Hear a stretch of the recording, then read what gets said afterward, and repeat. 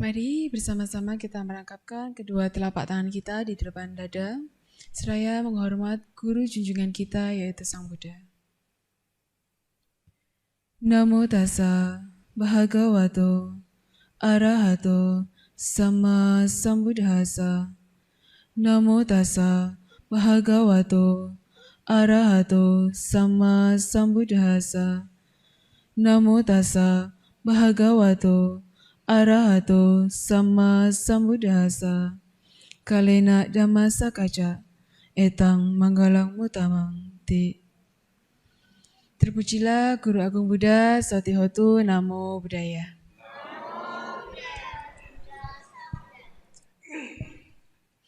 Nah, kita bertemu lagi pada SPD yang ke-23. Nah, ke-23 ini bersama-sama kita berada di dalam Dhammasala. Nah, pada kesempatan hari ini sangat baik untuk dilakukan karena juga cuacanya mendukung, tidak hujan seperti yang kemarin. Mungkin kemarin banyak yang nggak datang juga karena terkendala oleh hujan. Nah, dengan demikian maka di sini silakan menyampaikan tentang beberapa kondisi kehidupan yang sering kita alami. Apa saja itu? Mungkin di sini semua pernah mengalami 8 kondisi ini. Yang pertama adalah kondisi bahagia. Pasti semuanya memiliki kondisi bahagia, meskipun kebahagiaan tersebut tidak selalu setiap hari, tidak selalu setiap saat dirasakan. Nah, ini adalah satu kondisi yang pasti akan dialami oleh semua orang. Yang kedua adalah kondisi derita atau penderitaan itu sendiri. Tidak semua orang pasti mengalami penderitaan dan juga tidak semua orang mengalami yang namanya kebahagiaan. Pastinya setelah bahagia akan ada yang namanya penderitaan. Begitu juga sebaliknya. Setelah mendapatkan penderitaan, akhirnya juga mendapatkan kebahagiaan. 2 kondisi. Kondisi yang ketiga adalah ketika Bapak Ibu mendapatkan keuntungan di dalam kehidupan ini. Umur panjang, tidak sakit, itu adalah keuntungan yang didapatkan di dunia ini. Dan tidak luput juga, Bapak Ibu juga memiliki kondisi yaitu mendapatkan kerugian. Ada kira-kira yang tidak mendapatkan 4 kondisi ini? Atau hanya mendapatkan 1 kondisi ada? Tidak, pastinya semuanya mendapatkan 4 kondisi ini. Nah, kondisi yang kelima yaitu adalah ketika Bapak Ibu memiliki kondisi yaitu dikenal oleh masyarakat dan tidak dikenal oleh masyarakat. Sudah ada 6 kondisi. Maksudnya dikenal bagaimana sih lah? Tidak dikenal seperti artis tidak.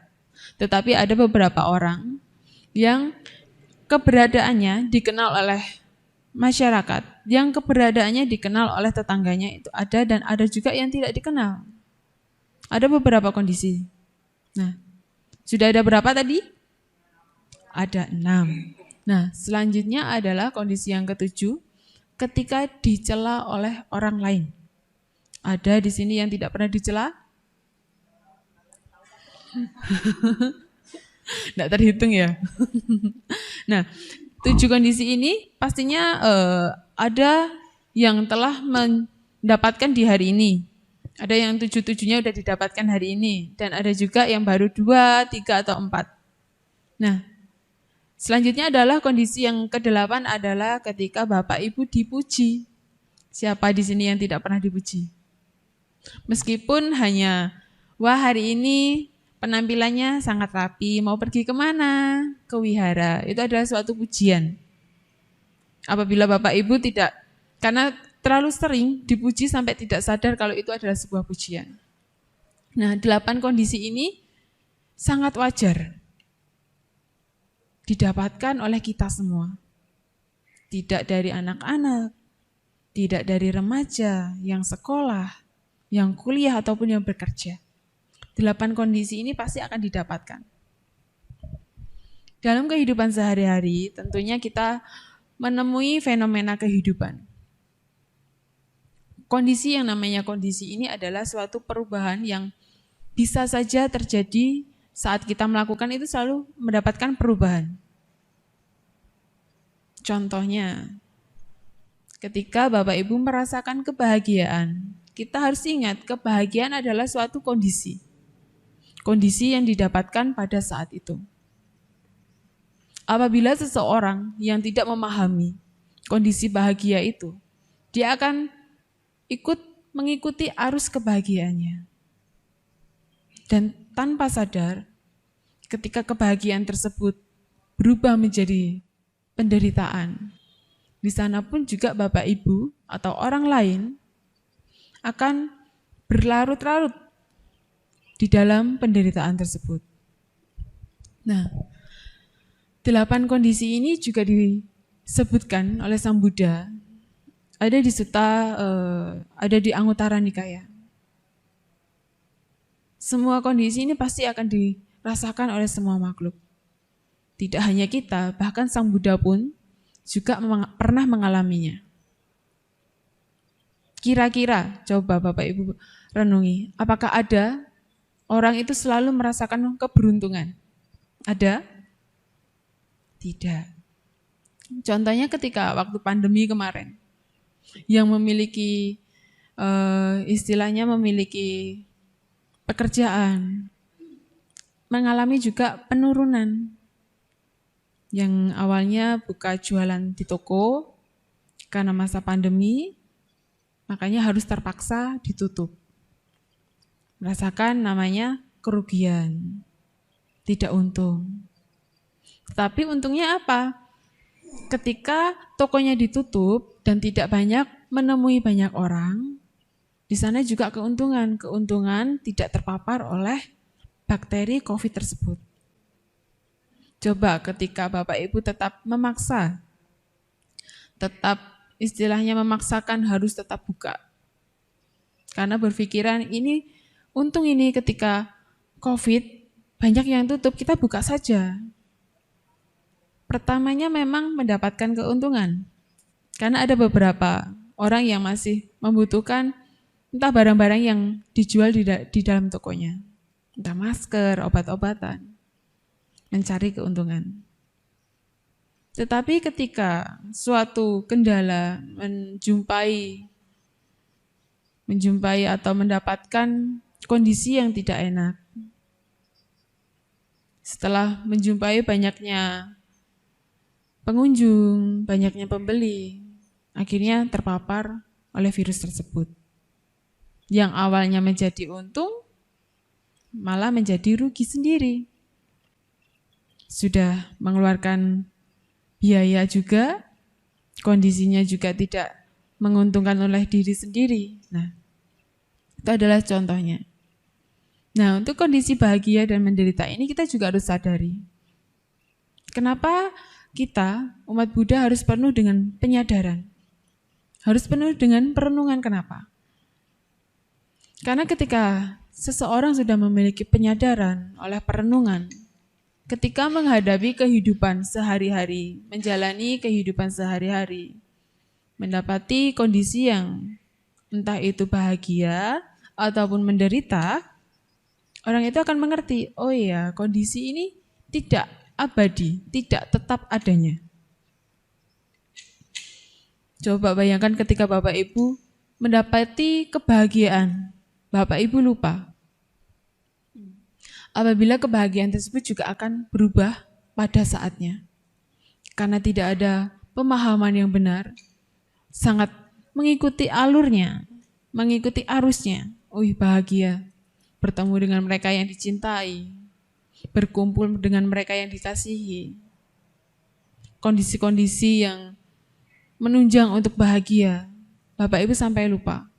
Bapak Ibu sampai tidak sadar bahwa nantinya ketika hal-hal objek tersebut tidak ada di dalam dekat Bapak Ibu atau di sekeliling Bapak Ibu, sana juga akan ada penderitaan. Nah, makanya ketika seseorang menghadapi kebahagiaan ataupun penderitaan, kita juga harus mengerti tidak kekal. Karena Sang Buddha juga mengajarkan bahwa kehidupan ini adalah anicca, akan berubah. Yang sepele saja, yang awalnya balita, beranjak menjadi anak-anak, beranjak menjadi remaja, dewasa, dan akhirnya juga tua. Hal ini kita lihat itu karena tidak ada namanya perhatian, ya sudah mengalir saja. Oh iya, anak saya sudah besar ya. Padahal itu adalah suatu perubahan di dalam kehidupan. Ada yang di sini menginginkan usianya tetap 10 tahun? Ada? Ada yang di sini menginginkan usianya tetap 40 tahun? Kalau bisa, mau sila, daftar nomor 1. Kita juga harus menyadari bahwa ketika kita dilahirkan, artinya kita mendapatkan satu paket. Dilahirkan, setelah dilahirkan nantinya kita akan beranjak dewasa. Nanti juga akan mendapatkan yang namanya derita dari penyakit. Sudah dilahirkan, pasti ada yang namanya kita ada kalanya akan sakit. Apakah ada orang yang tidak pernah sakit? Mungkin tidak jasmaninya, tetapi batinnya pasti akan pernah merasakan yang namanya sakit. Orangnya strong, di luar strong, tapi kita tidak tahu di dalam batinnya. Kita tidak tahu bagaimana perasaan yang dirasakannya. Nah, setelah kita dilahirkan, paket kedua yaitu adalah mengalami yang namanya sakit. Setelah sakit, usianya bertambah, lalu kita mendapati yaitu adalah kembali lagi yaitu kematian atau meninggal dunia. Sudah pasti. Ada yang menemukan yang sudah dilahirkan tidak pernah sakit, ada? Tidak ada. Yang sudah dilahirkan tidak pernah sakit dan belum meninggal, ada? Kalau Sila sendiri sih pribadi belum menemukan. Karena Sila juga mengalami namanya perubahan. Bapak Ibu di sini juga mengalami perubahan. Yang awalnya Bapak Ibu tadinya 1 jam yang lalu ada di rumah, 1 jam dari sekarang sudah ada di sini. Perubahan juga. Yang tadinya duduknya bersila, berpindah menjadi bersimpuh juga ada, itu namanya perubahan. Karena tidak diperhatikan, tidak diamati, makanya semuanya berjalan begitu saja. Sama halnya seperti kehidupan kita. Apabila kita hanya mengikutinya saja, dilahirkan, dewasa, mengalami namanya kesakitan, sakit. Apabila kita terus mengikuti alurnya saja, lalu tujuan akhirnya kita mendapatkan apa? Kalau di umat Buddha, tujuannya adalah mencari kebahagiaan. Tujuannya mencari kebahagiaan, maka diajarkan juga yang namanya penderitaan. Yang namanya kehidupan ini apakah selalu bahagia? Tidak. Dilahirkan saja sudah menderita. Nah, makanya kita berlomba-lomba untuk agar tidak dilahirkan. Banyak mengeluh, sakit kepala, sakit perut, sakit apalah badannya. Siapa yang minta dilahirkan? Ketika dilahirkan pasti akan mendapati suatu hal yang seperti itu. Nah, ketika tidak dilahirkan pasti tidak akan mendapatkan hal-hal seperti itu. Nah, kita harus menyadari apabila sudah ada penderitaan, kita harus sadari bahwa nantinya kita akan mengalami yang namanya kebahagiaan. Meskipun hanya sesaat dirasakan, tetapi semua itu akan berubah pada waktunya. Lalu, kondisi yang ketiga adalah ketika mendapatkan keuntungan. Keuntungan bisa datang ke wihara, berkah. Karena banyak dari mereka yang tidak bisa hadir di wihara. Mungkin sekarang terbantu oleh yang namanya YouTube, sosial media, terbantu karena banyaknya aktivitas yang padat, jadi tidak bisa langsung datang ke wihara. bisa melihat dari YouTube ataupun sosial media yang lain. Nah, sudah sangat terbantu. Tetapi lebih beruntung lagi ketika Bapak Ibu bisa hadir langsung di wihara. Bisa langsung merasakan yang namanya berbuat kebajikan. Baca parita, bertemu dengan mereka. Seseorang yang sudah ada di wihara, itu sudah bisa dikatakan adalah orang baik. Karena apa? Tujuannya ke wihara adalah melakukan perbuatan baik. Baca parita, itu adalah perbuatan baik. Ada yang ke wihara tujuannya untuk melakukan perbuatan buruk? Ada kira-kira? Tidak. Pasti semuanya menginginkan yang namanya memperoleh perbuatan bajik atau kebajikan itu. Apalagi Bapak Ibu melaksanakan 5 peraturan sila. Tadi saya mendapatkan pertanyaan. Sila, kalau kita menjalankan Pancasila yang pertama, atau tidak menjalankan Pancasila yang pertama, bagaimana sila? Ada cerita sila? Kalau ada orang itu membunuh kucing, padahal kucingnya sudah meminta tolong, sudah nangis sila. Itu bagaimana sila? Nah, kalau kita menjelaskan pada anak-anak, pastinya itu adalah perbuatan yang tidak baik. Sudah jelas, membunuh makhluk dengan bertujuan ada niatnya itu sudah adalah perbuatan buruk. Perbuatan yang tidak baik. Nah, Bapak Ibu pastinya datang ke wihara sudah menjalankan 5 peraturan moralitas ini. Tidak membunuh, tidak mencuri, tidak melakukan perbuatan yang tidak suci, tidak berbohong, dan tidak minum minuman keras. Bapak Ibu sudah menjalankan 5 peraturan moralitas ini saja, sudah banyak yang mendatangi Bapak Ibu, berani dekat dengan Bapak Ibu. Karena apabila Bapak Ibu melanggar satu moralitas, contohnya saja membunuh, apakah ada orang-orang yang berani mendekati Bapak Ibu? Tentunya tidak, karena mereka memiliki pemikiran apabila nanti kita dekat-dekat dengan orang ini, kira-kira kita dibunuh tidak ya? Pasti akan ada yang seperti itu. Menjalankan moralitas yang kedua, tidak mencuri.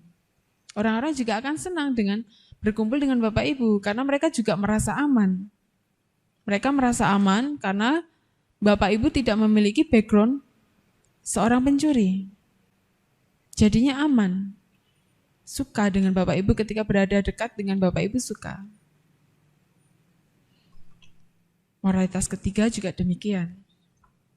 Moralitas keempat, tidak berbohong, juga demikian. Mereka akan percaya dengan kata-kata dari Bapak Ibu. Apabila Bapak Ibu memiliki banyak kebohongan, pastinya ketika Bapak Ibu berbicara, entah itu memang kenyataannya atau itu kebohongan, mereka tidak akan percaya. Karena mereka tahu Bapak Ibu sering berbohong. Ketika sudah sering berbohong, padahal informasi yang akan disampaikan ini adalah benar adanya. Karena sudah keseringan berbohong, orang-orang ketika Bapak Ibu menyampaikan, tidak akan percaya.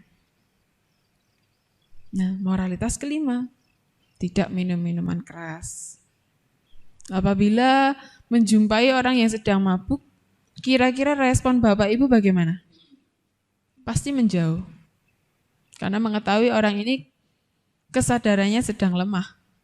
Apapun ketika seseorang memiliki kesadaran yang lemah, mereka bisa melakukan apa saja. Karena mereka tidak sadar apa yang sedang dilakukannya.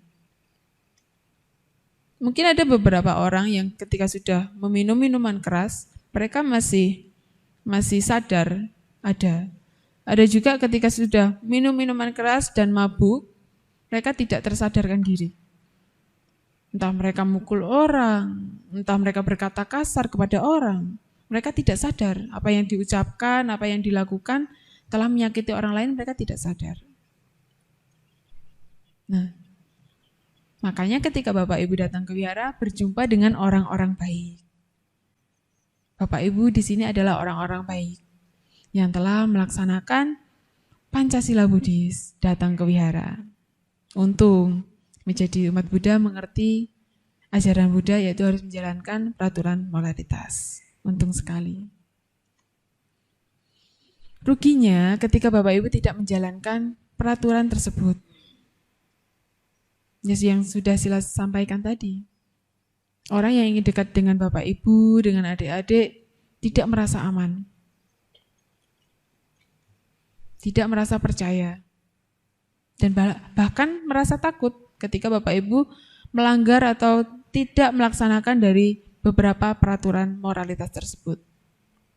Nah, bahagia, penderitaan, untung, rugi, semuanya pasti merasakannya. Adik-adiknya yang sedang belajar, besoknya ujian, ternyata yang dipelajari tidak keluar besoknya, merasakan rugi. Tetapi apabila adik-adik tersebut tetap meratapi yang sekolah, ini gara-gara mempelajari ini, yang keluar jadinya salah. Tidak sama yang seperti saya pelajari. Mengapa menyalahkan keadaan? Tidak ada yang salah dengan keadaan yang ada di luar. Yang perlu kita perbaiki adalah pola pikir kita, bagaimana kita menyikapi keadaan yang di luar, objek-objek yang ada di luar. Kita sepenuhnya tidak bisa untuk mengendalikan apa yang ada di luar. Tetapi kita bisa mengendalikan apa yang ada di dalam diri kita. Marah itu sebuah pilihan atau bukan pilihan? Pilihan sendiri. Tidak mungkin marah itu karena ini harus saat ini marah, itu tidak mungkin. Ketika Bapak Ibu adik-adiknya marah, nangis, itu adalah pilihan Bapak Ibu. Bapak Ibu mengambil jalan benar, jalan tidak benar, melakukan perbuatan tidak benar, itu adalah pilihan Bapak Ibu. Ada di sini yang marah dipilihkan oleh orang lain, kamu marah aja, jangan gak marah, ada? Yang namanya marah pasti akan muncul dengan sendirinya, bahagia itu muncul dengan sendirinya. Tergantung pada kita. Kita ingin meluapkannya, kita ingin mengeluarkannya, mengekspresikannya, itu pilihan kita. Atau hanya diam saja, itu juga pilihan kita. Nah, dengan pilihan-pilihan tersebut, kita juga bisa memperbaiki bagaimana pola pikir kita. Banyak di sana, terkadang saya juga menyalahkan yang ada di luar. Karena pemahamannya kurang. Ketika sudah memiliki pemahaman, oh iya, yang di luar memang tidak bisa kita kendalikan sepenuhnya. Kita tidak bisa kita pegang sepenuhnya. Karena yang di luar ya memang sudah begitu kondisinya. Kondisi yang seperti itu, maka kita juga harus menerima dengan lapang dada, pemahaman, pengertian, keikhlasan. Apabila Bapak Ibu tidak memiliki pengertian, tidak memiliki keikhlasan, pemahaman, ketika dapat mendatangi orang yang sedang marah-marah, Bapak Ibu juga akan tersulut oleh kemarahan orang tersebut. Semuanya tidak kekal. Bahagia, penderitaan, untung, rugi itu tidak kekal. Nah, ketika seseorang dikenal ataupun tidak dikenal, itu juga akan berubah. Yang awalnya datang ke wihara, contohnya Sila sendiri. Mungkin banyak yang tidak mengenal Sila. Dari mana Silanya? Orang mana? Awalnya yang tidak dikenal, karena sudah berbaur dengan Bapak Ibu, orang yang baru datang, dan mau berbicara, berbincang dengan Bapak Ibu, makanya akan dikenal. Oh iya, Silanya dari sini. Dan akhirnya dikenal. Nah, ketika juga Bapak Ibu datang ke suatu tempat itu baru atau di luar kota, Bapak Ibu pergi ke kota lain. Entah itu dari pekerjaan atau berlibur.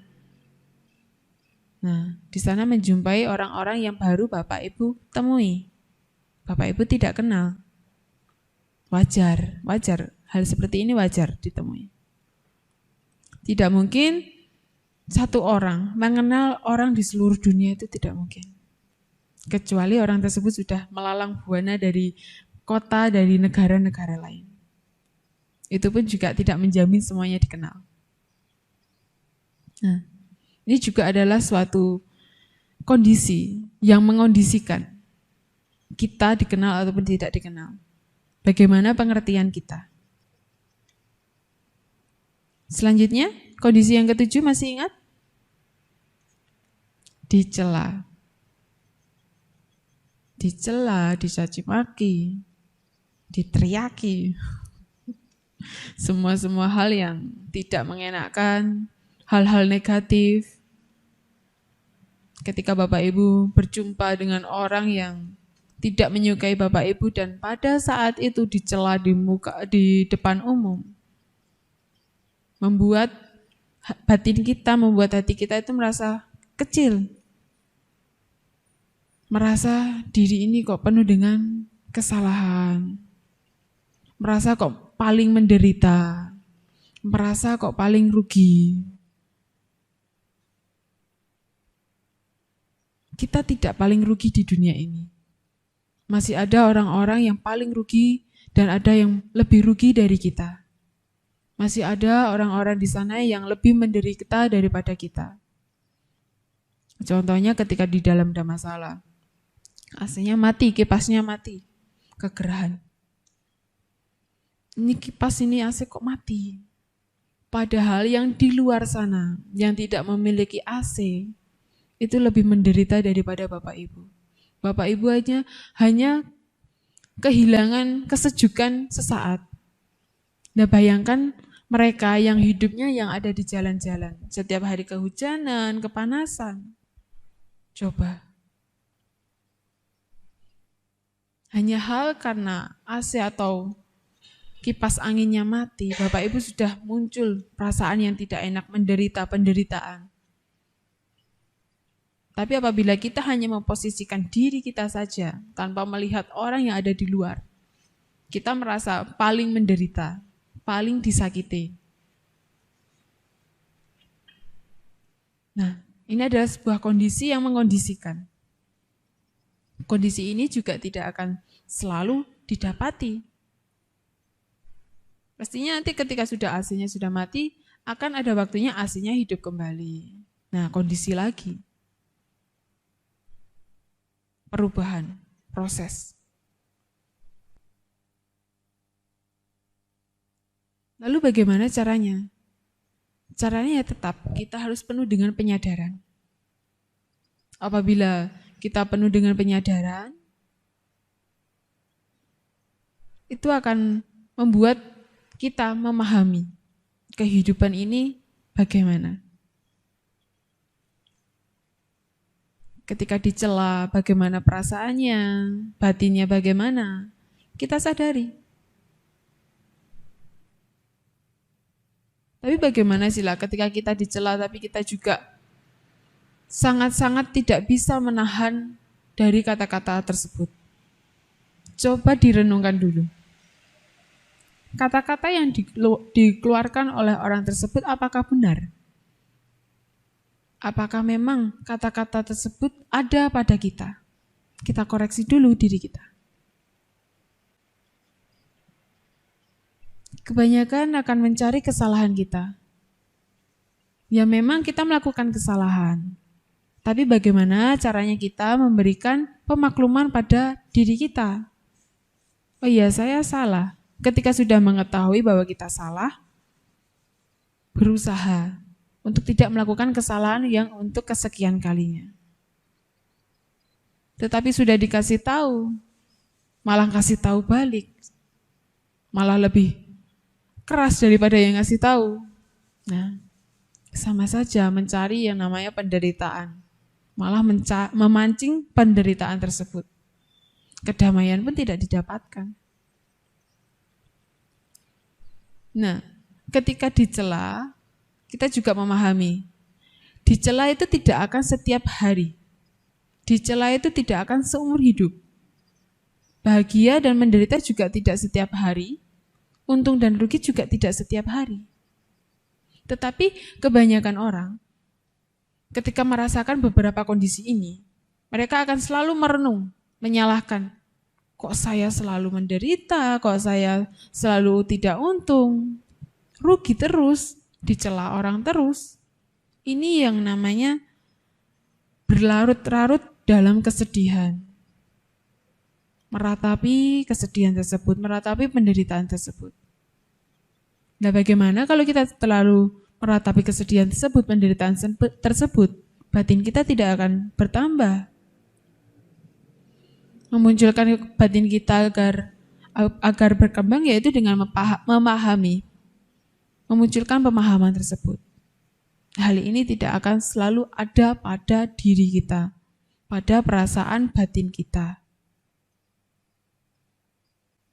Nah, dengan demikian ketika mendapati kondisi ini, Bapak Ibu sudah mengerti dan mendapati pengertian, Bapak Ibu cobalah berusaha. Oh iya, tidak akan selalu ada pada diri saya. Nah, selanjutnya yaitu adalah ketika dipuji. Dipuji karena mendapatkan nilai yang bagus, pekerjaannya bagus, karena telah membantu, dipuji. Tetapi ketika dipuji pun, kita juga tidak langsung besar kepala. Wih, bangga dipuji bosnya, bangga dipuji gurunya. Hingga kita lupa, ketika kita tidak dipuji lagi, kita akan mendambakan pujian tersebut. Kok saya nggak dipuji lagi ya? Malah orang itu yang dipuji. Penderitaan. Karena kita sudah terbiasa dipuji orang lain. Karena kita sudah terbiasa merasakan hal-hal yang bahagia. Karena kita merasa sudah mendapatkan keuntungan. Bahkan dikenal orang. Karena selalu mendapati perasaan kondisi seperti ini. Kita selalu mengikutinya, mengikuti arusnya. Hingga ketika mendapati hal yang sebaliknya, mendapati penderitaan, mendapati kerugian, tidak dikenal, dan dicela, batinnya di sini akan merasakan sakit, penderitaan. Semua dirasakan adalah penderitaan. Hidup ini menderita, yang memang hidup ini adalah penderitaan. Dilahirkan saja sudah menderita. Di dalam kandungan pun juga sudah menderita. 9 bulan dikandung, tidak bisa bergerak dengan leluasa, menendang-nendang ibunya. Itu sudah penderitaan. Makanya ketika kita sudah mengetahui bahwa ketika kita dilahirkan adalah satu paket kita juga mendapatkan penderitaan, usia tua, sakit, dan kematian, kita harus banyak memiliki yang namanya pemahaman dalam kehidupan ini. Kita harus mengerti cara-caranya. Ketika sakit, ketika sudah merasakan ibu-ibunya kulitnya sudah keriput, sudah tidak kuat untuk berdiri lama, berjalan yang jauh, kita harus pahami, ya ini namanya perubahan. Ini wajar untuk kita dapatkan. Tetapi apabila sudah mengerti bahwa ini adalah perubahan dan wajar untuk kita dapatkan, kita juga harus banyak melakukan yang namanya perbuatan baik. Kita harus juga mengumpulkan karma-karma baik agar kita tidak dilahirkan lagi sebagai seorang manusia, kita tidak menderita lagi. Dengan demikian, Bapak Ibu bisa mendapatkan kebahagiaan dengan memahami kehidupan ini, memahami kondisi-kondisi 8 kondisi ini. Bapak Ibu juga akan senantiasa bahagia apabila memang memahami dan mampu untuk mengerti setiap kondisi akan selalu berubah. Boleh sedih, boleh, tapi tidak selalu mengikuti kesedihan tersebut. Ketika kehilangan mereka yang dicintai, sedih. menangis, orang tua, kerabat, sahabat meninggalkan kita. Boleh sedih, boleh. Tetapi kita tidak selalu mengikuti kesedihan tersebut. Apabila kita selalu mengikuti kesedihan tersebut, selalu mengikuti apa yang dimau oleh batin kita menderita. Tetapi kita menyadari bahwa kesedihan tersebut memang ini benar adanya, ini adalah hukumnya. Maka Bapak Ibu juga akan bahagia nantinya. Meskipun harus mengalami yang namanya penderitaan dulu. Nah, maka dari itu 8 kondisi ini sering sekali dijumpai oleh kita semua. Entah Bapak Ibu nanti menjumpai yang pertama, kedua, ketiga, kelima, ketujuh, kita sadari. Setelah menyadarinya, kita tidak mengikutinya. Tapi kita juga memahami, ditumbuhkan pemahamannya. Tidak akan selalu ada pada kita. Kondisi ini akan berganti, akan berubah. Tidak hanya kondisi saja, cuaca saja juga berubah. Benda apapun juga akan berubah. Semuanya akan berubah pada waktunya. Anicca. Nah, dengan demikian, maka mari bersama-sama ketika kita sudah mengetahui perubahan kondisi ini, kita tidak selalu mengikutinya. Banyak-banyak kita harus mengembangkan pengertian kita.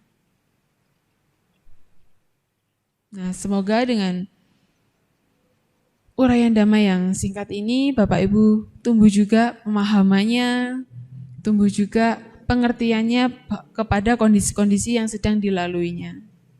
Ketika menjumpai kondisi-kondisi yang tidak nyaman, semoga Bapak Ibu ingat dengan apa yang saya sampaikan. Ingat pada ajaran Sang Buddha, bahwa semua itu tidak kekal, bahwa semua itu tidak selalu ada pada Bapak Ibu.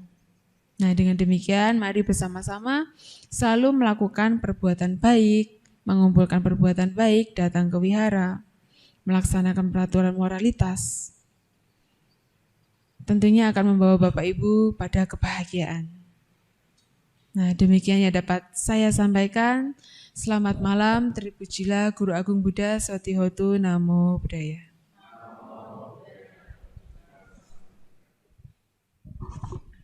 Terima kasih atas uraian Dhammadisana-nya. Selanjutnya adalah sesi tanya jawab bagi para umat yang ingin bertanya, saya persilahkan.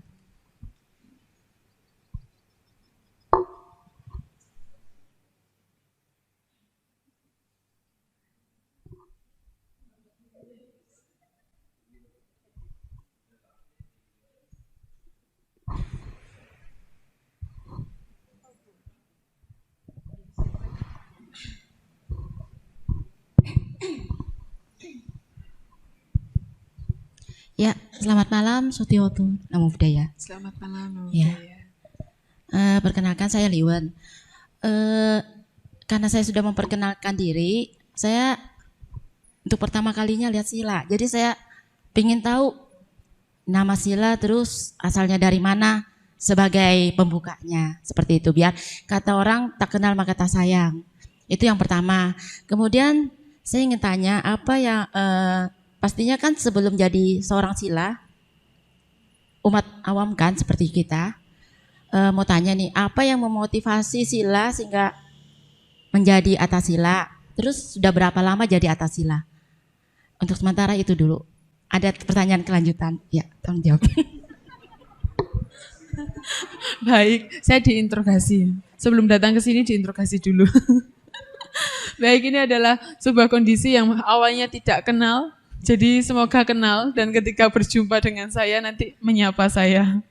Nah, tadi juga disebutkan oleh pemimpin Puja Bakti, nama sila untuk palinya yaitu Atasilani Winitadirani, yang artinya orang bijak dengan berperilaku sopan.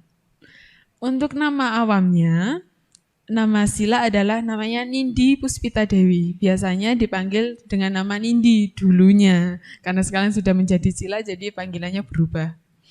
Nah, saya asal asli itu adalah orang Malang. Pak Andi. Malang.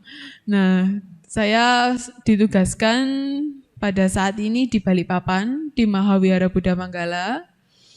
Dan saya sudah hampir 5 tahun. 5 tahun nanti di bulan September. September tanggal 22. 5 tahun pas di sana. Nah, tadi juga ditanya, motivasinya apa Sila? Kalau motivasi, dulunya saya juga tidak mengenal yang namanya seorang Atasilani. Yang saya tahu hanya seorang Bante. Karena saya juga dari desa, dari daerah, jadi yang sering datang itu adalah seorang Bante. Seorang Bante, Samanera itu saya tahu. Tapi untuk bentukan yang seperti ini, yang memakai putih-putih, saya dulu juga tidak tahu. Nah, waktu itu di Pait ada yang namanya, kalau tidak salah ingat, itu adalah PPM. Pembinaan Masyarakat. Nah, kebetulan pada saat itu ada Atasilani juga. Ada Atasilani dan Atasilaninya itu juga angkatan dari Silathira yang saat ini saya ikuti. Jadi pertama kali bertemu adalah sama dengan Silathira. Dan motivasinya apa Sila? Kok ingin mau melepaskan istilahnya umat awam Garawasa menjadi seorang Pabajita. Saya kalau dibilang untuk motivasi sekali itu tidak. Hanya saja ketika waktu saya melihat seorang Atasilani, seorang Atasila ini sangat digemari atau banyak sekali saya masih umurnya 10 tahun. Jadi suka mengikuti Atasilani. Mengikuti silanya gitu kan. Dulu kan masih disebut sila Carini kan. Tapi sama artinya. Sama melatih moralitas, 8 moralitas tersebut. Ikut kemana-mana. Nah, suatu ketika entah dari berapa lama saya ditanya oleh teman saya, nanti kalau mau kuliah mau di mana? Yang lain menjawab A, B, C, D, tujuan saya hanya satu, ke STAB Kertarajasa. Kenapa? Di sana ada Atasilani. Saya ingin mencoba hidup menjadi seorang Atasilani. Itu dari sana. Tetapi memang yang namanya pelatihan itu tidak mudah. Yang namanya meninggalkan kedua orang tua, meninggalkan keluarga itu juga tidak mudah. Kenapa? Ya, pertama, siapa di sini yang ingin berpisah dengan anak-anaknya? Siapa di sini yang ingin berpisah dengan kedua orang tuanya? Ada? Tidak ada. Coba, anak-anaknya ditanya, kamu sekolah yang jauh ya? Jauh sama mama. Mau? Mau tidak? Tidak. Karena sangat melekat, memang melekat. Tapi memang dibutuhkan pendidikan dari orang tua dulu. Bahkan saya dulu juga ketika meminta izin sama ibu, itu juga bercanda. Bu, kalau seumpama saya nanti jadi Atasilani gimana? Diem dulu. Diem dulu lama itu. Terus saya tanya lagi, Bu, gimana? Ya kalau memang sudah pilihan, ya silahkan. Kembali lagi, itu semua adalah pilihan dari diri kita. Nantinya menderita ataupun bahagia, sudah pilihan kita. Nah, sudah berjalan lama juga, mungkin baru awal-awalan, itu saya merasakan tidak nyaman. Pernah ada, seperti itu juga pernah, tidak nyaman. Karena kita berbeda, bagaimana hidupnya kan berbeda. Sudah berbeda lagi dengan bapak ibu, dengan adik-adiknya kan sangat berbeda. Yang awalnya suka nyanyi. Jujur saya dulu adalah orang yang suka nyanyi. Dan harus membatasi diri dengan hal-hal tersebut. Tidak mudah. Sangat sulit. Apabila seseorang sudah melekati hal-hal yang menyenangkan, contohnya saja seperti itu. Ketika seseorang yang sudah terbiasa menyanyi, terbiasa bergerak, terbiasa berjalan, terbiasa untuk mengeluarkan kata-kata yang tidak baik, terbiasa untuk berbohong, ketika diminta untuk tidak melakukannya, kesulitan. Sama halnya saya juga ketika menjadi seorang babacita atau seorang atas lain juga merasakan yang namanya kesulitan karena belum terbiasa. Tetapi kembali lagi, sudah pilihan saya harus menjalaninya. Nah, kalau sudah pilihan bagaimana? Ya, kalau ingin mengembalikan pelatihan juga pilihan saya. Itu semua berawal dari pilihan kita sendiri. Mau menderita, mau bahagia itu adalah pilihan kita sendiri. Mendapati objek yang tidak menyenangkan, apabila kita mengikuti objek tersebut, ya tidak menyenangkan, ya menderita juga. Tetapi apabila kita sudah memiliki pemahaman, oh iya, ini adalah suatu proses. Saya juga butuh banyak sekali proses sampai saya ada berada di sini bertemu dengan Bapak Ibu. Itu adalah sebuah proses. Yang awalnya 5 tahun lalu ada di Jawa, sekarang ada di Kalimantan, itu juga proses. Banyak prosesnya, banyak juga bantuan-bantuan dari orang lain. Karena saya tidak bisa langsung tiba-tiba langsung muncul di sini, itu juga tidak bisa. Ada beberapa Bapak Ibu yang menghubungi, ada Bapak Ibu yang membantu. Semuanya tidak terlepas dari bantuan orang lain. Ya memang kita terlahir oleh kondisi karma kita sendiri, tetapi kita juga dibantu oleh kondisi-kondisi karma-karma orang lain. Nah, itu cerita saya. Terima kasih. Ya, sama-sama Sila. Terima kasih atas perkenalannya.